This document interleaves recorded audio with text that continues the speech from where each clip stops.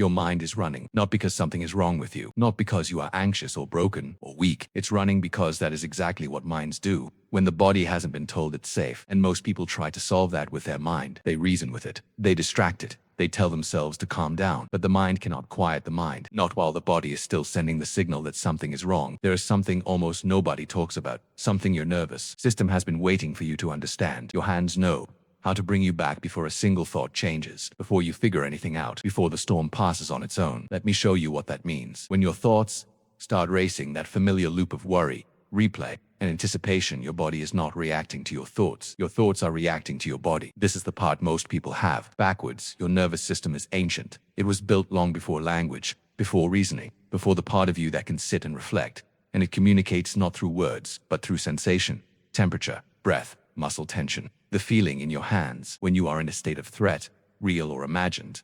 Blood moves away from your extremities and toward your core. Your hands become slightly cooler, your fingers tighten, your chest narrows, and your mind, reading those signals from the body, concludes, something is wrong. Keep thinking, keep preparing, don't stop so it doesn't stop.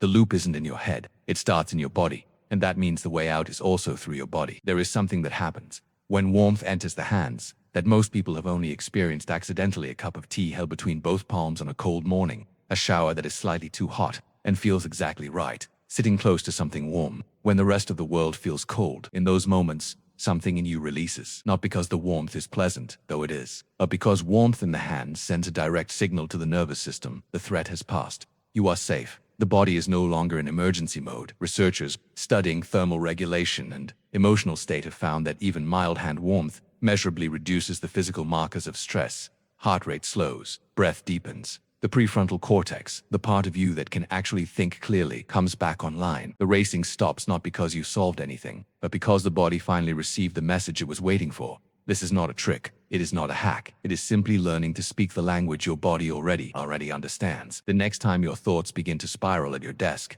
in a meeting, lying in bed, sitting in traffic, before you try to think your way out, do this instead. Find warmth. It can be a cup of something hot, your own palms pressed together, your hands wrapped around your face for a moment, warm water running over your hands at a sink, even placing both hands flat against your chest, where the warmth of your own body lives. Hold that warmth with intention, not passively, not while scrolling or half present fully. Both hands, eyes soft or closed, and breathe once slowly, not to force calm, but simply to give the body a moment to register what it is receiving. That is all. No counting, no affirmations, no technique to remember perfectly, just warmth, intention, and one breath. Within 30 to 60 seconds, something shifts. Not dramatically, not like a switch being flipped, more like a room that was slightly too loud, gradually becoming quiet enough to think in. Again, that is your nervous system coming back to baseline. That is the body doing what it was always capable of doing when given the right signal. Your mind is not your enemy when it races. It is doing what it was built to do, searching for safety,